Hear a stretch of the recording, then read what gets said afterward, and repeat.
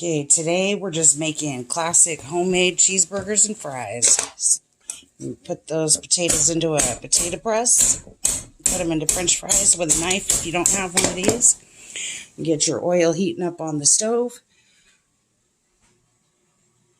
You want it to be about 325 degrees. And then you're going to grab some ground beef and you're going to make some big giant patties, which you can shape. Mine's slightly frozen, otherwise you wouldn't be able to. I'm just going to cut them into slices with a knife because they're perfectly round already. Now that your oil's up to 325 degrees, you're going to go ahead and put your french fries in here. We did 8 small russet potatoes. And you just want to set them in the oil slightly before you let go. That'll prevent them from splashing. Just make a big old pile right in the center. Just like that. Make sure you don't overfill your pan with oil. You only want that half full of oil. Otherwise it'll jump over the side. Catch fire with that beautiful flame under there. Mine is just a little bit full. Turn that down. If it does catch fire, put the lid to it on there as quickly as you can. All of these should fit into this pot.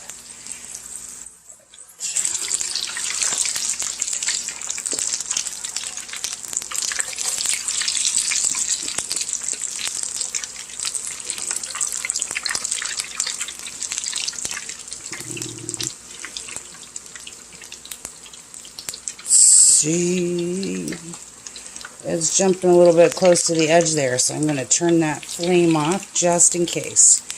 Just until I get the rest of these in. And all those starchy bubbles go away. Those are just really starch bubbles, not actually the oil bubbling.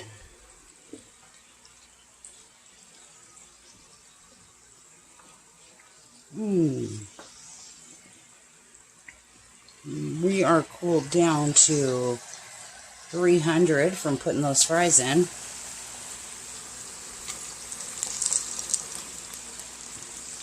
We're going to keep dropping the rest of them really nice and slow. Right over there.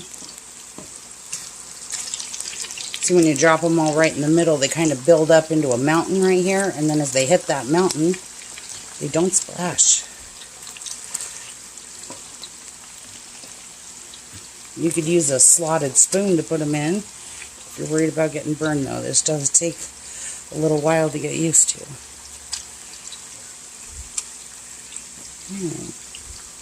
And after you get them all in there, then you can break that mountain up a little bit, but you don't really need to as long as they're all submersed. Meanwhile, we're cutting up our patties here. They're slightly frozen.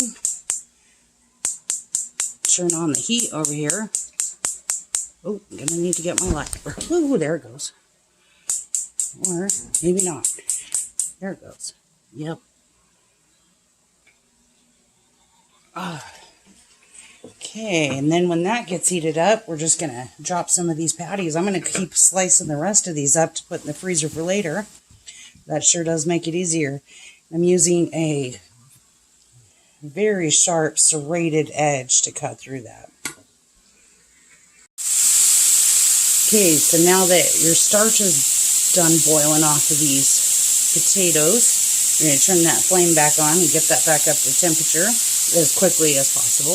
Otherwise your fries might be a little soggy. And then you're going to take the paper wrapping off of your hamburger here and just place them directly onto a hot skillet.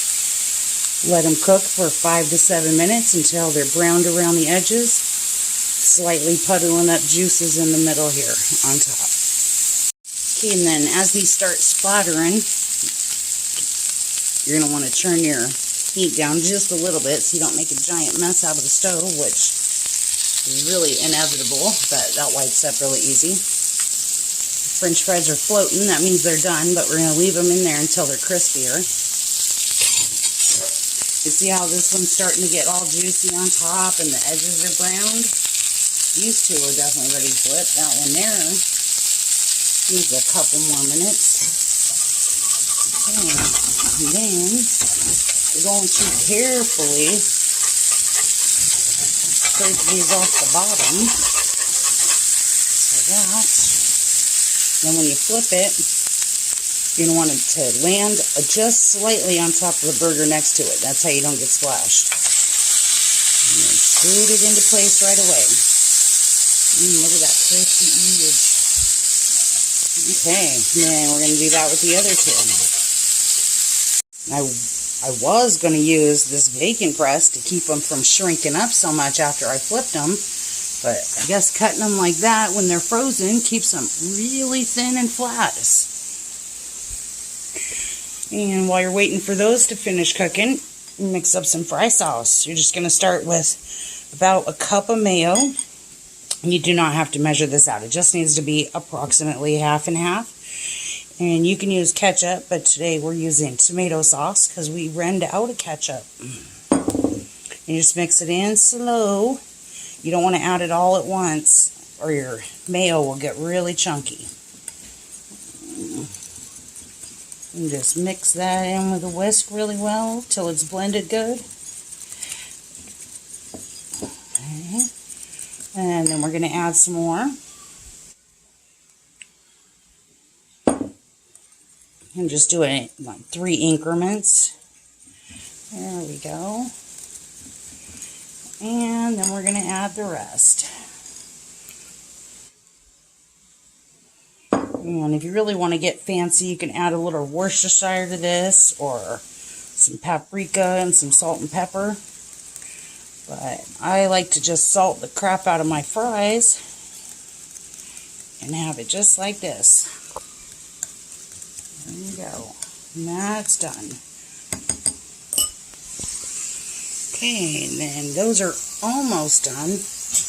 You can tell when they're done because when you press down, the juices are going to run clear. That one's done. That one's not quite. And that one's not quite. But that front one right there is done. So we're going to pull that one off and we're going to put a piece of cheddar on there so it can start melting.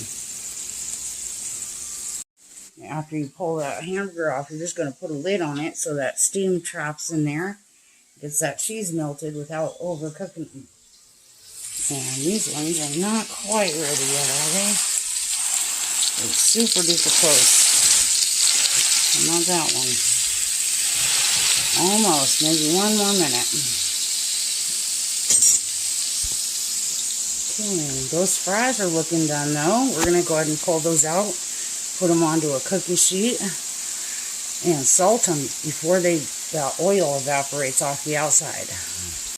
Okay, and then this is what it looks like when it's done. You're going to want to put some onion, tomato, maybe some lettuce, some pickles, and serve it with some fry sauce. See you next time.